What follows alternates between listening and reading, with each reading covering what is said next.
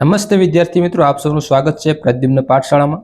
ગણિતની ગાલાની સ્વાધ્યાય પોથી છે ધોરણ 9ની, તેમાં સંખ્યા પદ્ધતિનું પહેલું જે ચેપ્ટર છે તેમાં વિભાગ એ, જેના 2 પ્રશ્ન અને તેનો જવાબ આપણે જોઈ ગયા છીએ.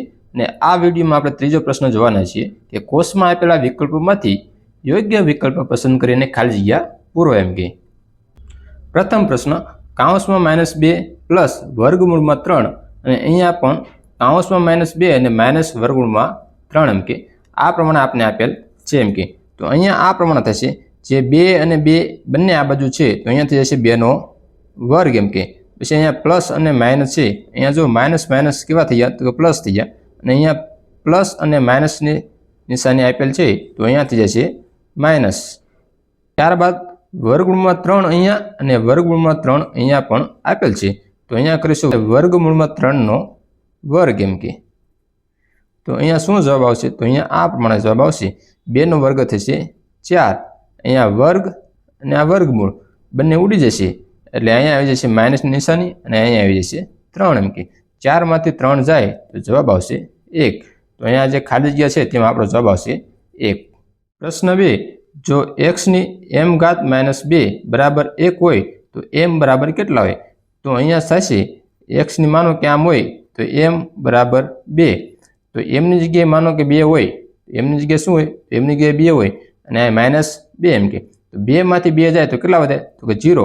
x ની 0 ઘાત એટલે કે કોઈ પણ સંખ્યાની 0 ઘાત જ્યારે હોય ને ત્યારે જવાબ કેટલો આવે, તો જવાબ આવશે 1 આવે. કેટલો જવાબ આવે, તો જવાબ 1 આવે. એમની કેટલી ઘાત થઈ, તો કે એમની અહીંયા થઈ 2 ઘાત, તો અહીંયા m બરાબર શું આવશે, તો m બરાબર 2 ઘાત એટલે 2 જવાબ આપણો આવશે. પ્રશ્ન 3, જો a બરાબર 2 અને b બરાબર 3 હોય તો a ની b ઘાત ખાલી જગ્યા b ની a ઘાત, તો અહીંયા ખાલી જગ્યામાં કઈ નિશાની આવશે તે આપણે જોવાની છે એમ કે.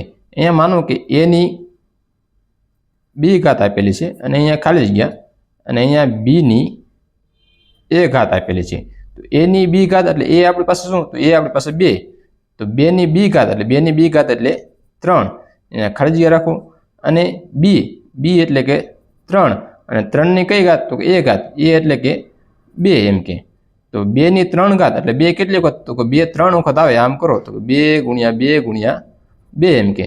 2 દુ 4 અને 4 દુ 8, તો અહીંયા થઈ જશે 8, અને 3 ની 2 ઘાત એટલે અહીંયા શું થશે, તો કે 3 ગુણ્યા 3, તો 3 તેરી 9 એમ કે.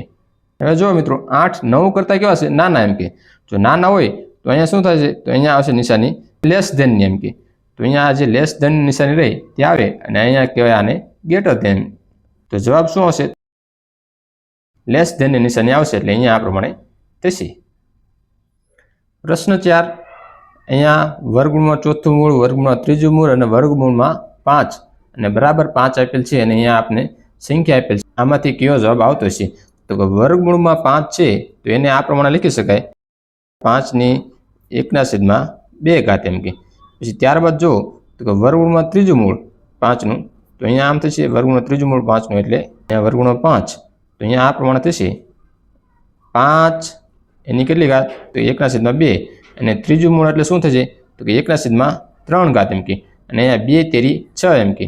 તો અહીંયા આ પ્રમાણે થશે 5 ની 1/2 તેરી 6, તો અહીંયા થઈ ગયો ગુણાકાર 2 તેરી 6. ત્યારબાદ તો કે ચોથું મૂળ, તો અહીંયા જો તો વર્ગમૂળમાં 5 નું ચોથું મૂળ, તો અહીંયા આવશે 5 અને એની કેટલી ઘાત, 1/6 એમ કે. ચોથું મૂળ એટલે શું થશે, તો ચોથું મૂળ એટલે આ પ્રમાણે થશે, અહીંયા 5 ની 1/6 ઘાત, અને અહીંયા થશે 1/4 એમ કે. 6 ચોક 24, તો શું થશે, 6 ચોક 24, તો 1/24, તો અહીં થશે 5 ની 1/24 ઘાત થશે. તો જવાબ આપણો આ થશે 1/24. પ્રશ્ન 5, માઇનસ વર્ગમૂળમાં 16 અને એ કેવી સંખ્યા છે તે આપણે જોવાનું, કે પ્રાકૃતિક, પૂર્ણાંક કે પૂર્ણાંક એમ કે. તો કે આ સંખ્યા કેવી છે તે કહેવાનું એમ કે. માઇનસની નિશાની છે અને વર્ગમૂળમાં કેટલા, તો કે 16 એમ કે. 16 નું વર્ગમૂળ કેટલું નીકળે, તો કે 16 નું વર્ગમૂળ 4 નીકળશે, અને માઇનસની નિશાની એમની એમ રહેશે. એટલે કે માઇનસની નિશાની એમની એમ રહેતી હોય તો આ કેવી સંખ્યા થઈ, આ સંખ્યા થઈ પૂર્ણાંક સંખ્યા એમ કે. પૂર્ણ સંખ્યા 0 થી શરૂઆત થાય અને પ્રાકૃતિક સંખ્યા 1 થી શરૂઆત થાય, એટલે જવાબ શું હશે, તો પૂર્ણાંક સંખ્યા છે એમ કે. પ્રશ્ન 6, 32 અને એની માથે 12 ની નિશાની એને p/q સ્વરૂપમાં આપણે દર્શાવવાનું છે એમ કે. તો અહીંયા લખીશું, ધારો કે એક્સ બરાબર કેટલા તો કે 0.3232, કારણ કે 32 ની માંથી 12 એટલે 32 એમ નામ રિપીટ થશે. આ થઈ ગયું આપણું પરિણામ 1. પરિણામ 1 ને બંને બાજુ 100 વડે ગુણશું. શા માટે તો કે 2 અંકની માથે 12 ની નિશાની છે એટલે એમ કે તો બંને બાજુ 100 વડે ગુણતા તો આ લખવાનું બંને બાજુ 100 વડે ગુણતા. બંને બાજુ 100 વડે ગુણતા લખ્યું. તો હવે શું થશે તો x ને 100 સાથે ગુણો તો અહીંયા થશે 100x બરાબર ના બરાબર, અને અહીંયા 0.32 ને 100 સાથે ગુણો એટલે ક્યાં તો કે આ જે પોઈન્ટ રહ્યા તે બે અંક આ બાજુ આવી જશે એટલે અહીંયા આ પ્રમાણે થશે 32.32 આ પ્રમાણે થશે. આ થઈ ગયું આપણું પરિણામ 2 એમ કે. પરિણામ 2 માંથી પરિણામ 1 ને બાદ કરવાનું. તો અહીંયા પરિણામ 2 લખ્યું છે તો હું પરિણામ 1 નીચે લખી નાખું, અથવા તમારે લખવું હોય તો પરિણામ 2 માંથી પરિણામ 1 બાદ કરવાનું. એ પ્રમાણે તમે લખી શકો. અગાઉ આપણે જે સ્વાધ્યાયના જે વિડીયો હતા તેમાં એની ચર્ચા કરી છે એટલે હું અહીંયા ટૂંકમાં લખું છું એમ કે x પરિણામ 1 x બરાબર 0.32 આ પ્રમાણે થશે એમ કે.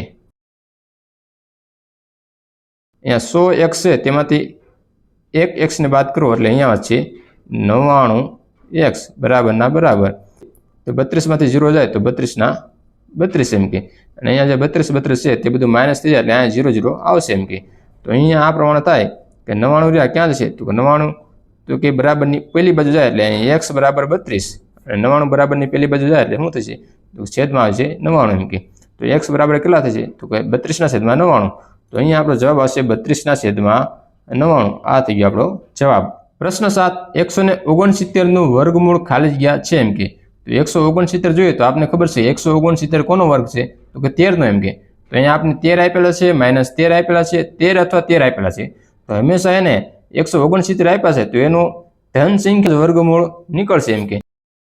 તો 169 નું વર્ગમૂળ કેટલું થયું તો કે 13 થશે એમ કે. પ્રશ્ન 8 7/16 ની દશાંશ અભિવ્યક્તિ કેવા પ્રકારની છે તે આપણે જણાવવાનું છે એમ કે. શાંત, અનંત કે અનંત અને પુનરાવર્તિત એમ કે. તો જોઈએ આપણે તો અહીંયા લખીશું 7 અને અહીંયા લખીશું 16 એમ કે. ભાગ નહીં ચાલે તો અહીંયા મૂકીશું 0 અને પોઈન્ટ અને અહીંયા મૂકીશું 0 એમ કે. 16 નો ઘડિયો બોલીશું પણ 70 ને વટીશું ને એમ કે.